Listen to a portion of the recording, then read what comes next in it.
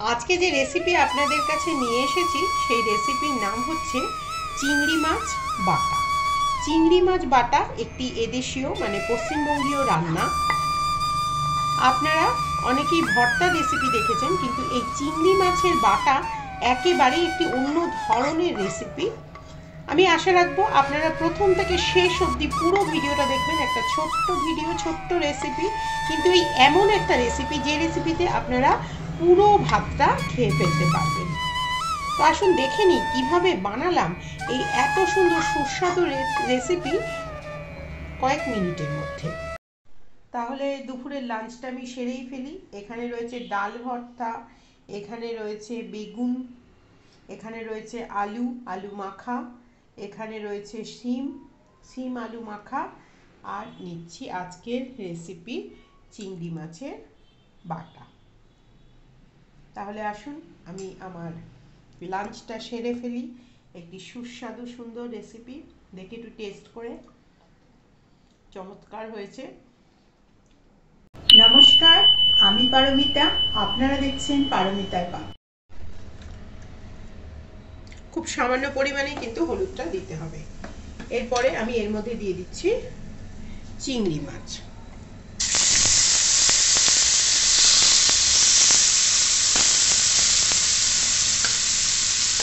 এই চিংড়ি মাছ দিয়ে আমি আজকে বানাবো চিংড়ি মাছের বাটা। এটা খুব বেশি ভাজতে হবে না, মোটামুটি মানে ভাজলেই হবে।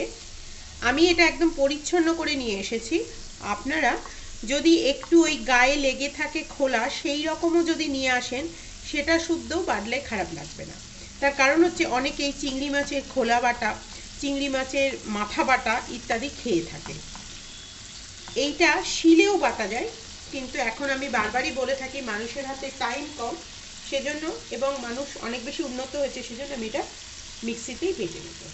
এটা কিন্তু চিংড়ি মাছের ভর্তা নয়, ভর্তার রেসিপি কিন্তু অন্যরকম হয়। আমি বারবারই বলছি আজকের রেসিপি হচ্ছে চিংড়ি মাছ বাটা। সেজন্য আমি এখানে দিচ্ছি দেখুন কাঁচা পেঁয়াজ, এখানে দুটো মিডিয়াম সাইজের কাঁচা পেঁয়াজ আছে। এরপরে দিচ্ছি আমি দুটো মিডিয়াম সাইজের রসুন। এই রসুনের পরিমাণটা কিন্তু বেশি লাগে। যারা আদা দিতে চাইবেন, আদাটা কিন্তু কুচিয়ে তাহলে একটু ভেজে নিতে হয়, কিন্তু সাধারণত বাটা মাখা ইত্যাদির মধ্যে কিন্তু কোনো রকম আদার ব্যবহার হয় না। এখানে দিচ্ছি আমি কাঁচা লঙ্কা, বেশ কয়েকটা ভেঙে ভেঙে আমি 4টে মতন দিচ্ছি। আপনারা যেমন ঝাল খাবেন সেই হিসাবে দেবেন। যদি ঝাল বেশি খান তাহলে ঝাল বেশি দেবেন, আর যদি ঝাল কম খান তাহলে কম দেবেন। এরপরে আমি গুঁড়ো মশলা দিয়ে দেব। গুঁড়ো মশলার মধ্যে আমি দেব অল্প একটু লঙ্কার গুঁড়ো, যেহেতু অলরেডি আমি এর মধ্যে অনেকটা কাঁচা লঙ্কা দিয়েছি। ঝাল বেশি খেলে আপনারা ঝাল বেশি দেবেন। আর দিচ্ছি 1 স্পুন অ্যান্ড 1.5 স্পুন মতন জিরে গুঁড়ো, এটা কিন্তু দিতেই হবে।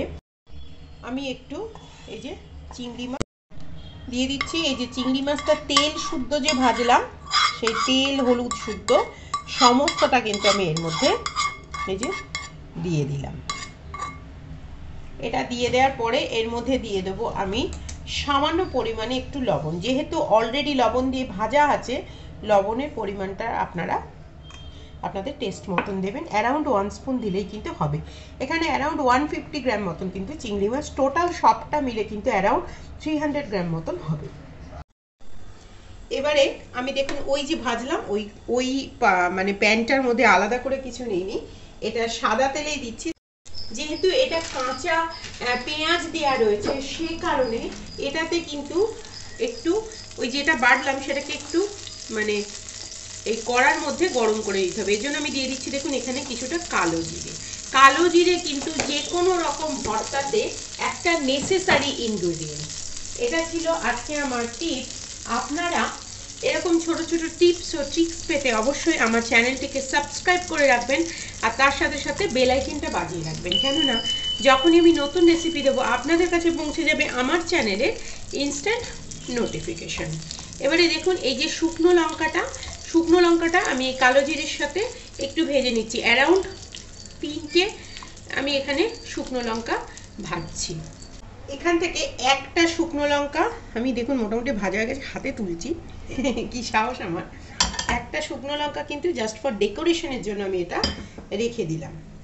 আর এটার মধ্যে আমি যেটা বেটে নিয়ে এলাম এটা একবার, যেহেতু আবারও বলছি, যেহেতু পেঁয়াজ, রসুন, কাঁচা লঙ্কা থাকলে অসুবিধা নেই, পেঁয়াজটা বিশেষ করে যেহেতু কাঁচা রয়েছে সেই জন্য এটা কিন্তু একবার দিতে হবে। বাটা কিন্তু এইভাবেই বানাই। আপনারা যদি ভর্তা বানাতেন তাহলে কিন্তু পেঁয়াজটা আগে ভেজে নিতে হতো। এইটা ছিল এই রান্নাটার আরও একটা টিপস। এরকম ছোট ছোট টিপস এবং ট্রিক্স আমার চ্যানেলে কিন্তু আমি কন্টিনিউ দিতে থাকি, সেজন্য অবশ্যই আপনারা আমার চ্যানেলের সাথে থাকবেন এবং সাবস্ক্রাইব করে থাকবেন। এরপরে আমি এর সাথে দিয়ে দেব সামান্য একটু পরিমাণে, আবারও বলছি, মিক্সি ধোয়া জল, বাটি ধোয়া জল বাঙালির ভালোবাসা, আমি দিচ্ছি মিক্সি ধোয়া জল, যেহেতু এটা বাঙালি রান্না সেই কারণেই আমি একটু এই যে মিক্সির মধ্যে যে চিংড়ি মাছের মানে বাটা টাটা যে সমস্ত কিছু ছিল সেই সমস্ত ধুয়ে টুয়ে এই যে জলটা আমি এর মধ্যে একটু দিয়ে দিচ্ছি। এর মধ্যে আমি দিয়ে দিচ্ছি আরও একটু পরিমাণে লঙ্কার গুঁড়ো। এটা যখন মোটামুটি একটু ফুটে উঠেছে আমি এর মধ্যে দিয়ে দিচ্ছি সামান্য একটু লেবুর রস। এটা একদম পশ্চিমবঙ্গীয় একটি রান্না এবং এই রান্নাটাতে কালের বিবর্তনে এই ধনে পাতাটা কিন্তু যোগ হয়েছে। এটা কিন্তু একদম অথেন্টিক রান্নাতে এই ধনে পাতার ব্যবহার কিন্তু হতো না। এই যে লঙ্কাটা রয়েছে এই লঙ্কাটাকে কিন্তু আপনারা চাইলে মেখে এর সাথে খেতে পারেন। সেই কারণে এই যে দেখুন এই লঙ্কাটা চেপার পরে আস্তে আস্তে কিন্তু অন্য কালারও আসবে। তো এটা একদম শুকনো শুকনো করে তৈরি করে নিতে হবে। এই হলো আমার আজকের রেসিপি, চিংড়ি মাছ বাটা।